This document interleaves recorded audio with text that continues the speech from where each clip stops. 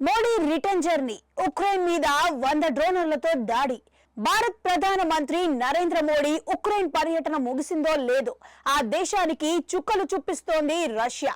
ఇరు దేశాల మధ్య శాంతి కోసం తన వంతు సాయం చేస్తానని చెప్పిన మోడీ ఇరు పక్షాలకు ఓకే అయితే తాను మధ్యవర్తిత్వాన్ని నడిపేందుకు సిద్ధమని చెప్పటం తెలిసిందే. కట్ చేస్తే ఉక్రెయిన్ లో మోడీ ఉన్నంత కాలం ఒక్కసారి కూడా యుద్ధ సైరన్ మోగకపోవటం, రష్యా నుంచి ఇలాంటి దాడులు లేకుండా ప్రశాంతంగా ఉన్న దానికి బదులుగా సోమవారం ఉక్రెయిన్ పరిస్థితి దారుణంగా మారినట్లు చెబుతున్నారు. ఉక్రెయిన్ పర్యటన ముగించుకొని మోడీ బయలుదేరిన కొన్ని గంటల వ్యవధిలోనే ఆ దేశ రాజధాని కీవ్ తో పాటు పలు చోట్ల రష్యా తన క్షిపణులతోనూ డ్రోనర్లతోనూ దాడులకు దిగింది. దీంతో పేలుళ్ల శబ్దాలు కీవ్ లో కొన్ని గంటల పాటు చోటు చేసుకున్నాయి.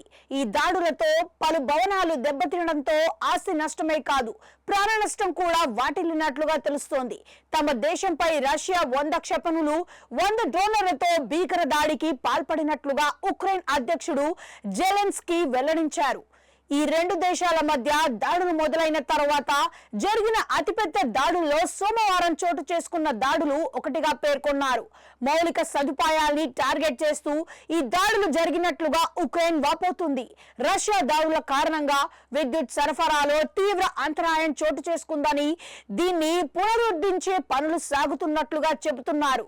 రష్యా చర్యల్ని తిప్పికొట్టే ప్రయత్నాలు చేస్తున్నట్లుగా జెలెన్స్కీ వెల్లడిస్తూ సోషల్ మీడియాలో ఒక వీడియోను విడుదల చేశారు. ఉక్రెయిన్ లోని తూర్పు, దక్షిణ ప్రాంతాల్లోని ఇంధన మౌలిక సదుపాయాల్ని లక్ష్యంగా చేసుకొని రష్యన్ బలగాలు బాంబులు వర్షం కురిపించినట్లుగా ఉక్రెయిన్ వెల్లడించింది. రష్యా చేస్తున్న దాడుల్ని సమర్థంగా అడ్డుకునేందుకు వీలుగా యూరోపియన్ దేశాలు సాయం చేయాలని కోరిన ఉక్రెయిన్ అధ్యక్షుడు రష్యా క్షిపణులు, డ్రోనర్లు కూల్చేందుకు పొరుగున ఉన్న దేశాలు కలిసికట్టుగా సాయం చేయాలన్నారు. ఇలా జరిగితే తమ దేశ పౌరుల్ని రక్షించుకునే వీలుందన్నారు.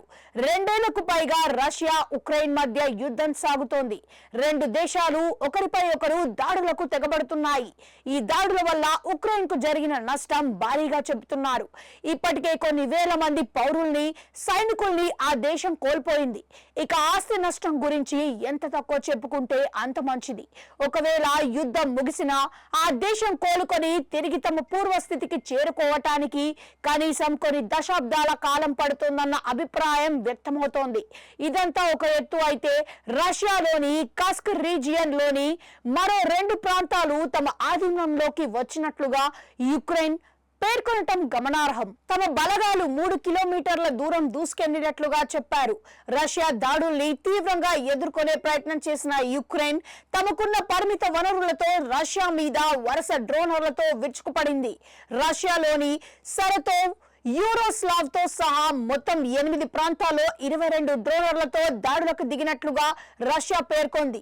వీటిల్లో 20 డ్రోనర్లను తాము కూల్చేసినట్లుగా రష్యా వెల్లడించింది. ఇక రష్యాలోని సర్తోవ్ లోని ఎత్తైన భవనంలోకి ఉక్రెయిన్ ప్రయోగించిన డ్రోన్ దూసుకెళ్లింది. ఇది గతంలో తాలిబాన్లు అమెరికా ట్విన్ టవర్ ను ఢీకొట్టిన తరహాలో ఉంది. కాకుంటే డ్రోన్ ను ప్రయోగించిన కారణంగా నష్టం పరిమితంగా ఉందంటున్నారు. భవనంలో కొద్ది భాగమే దెబ్బతిందన్న సమాచారం వెల్లడైంది.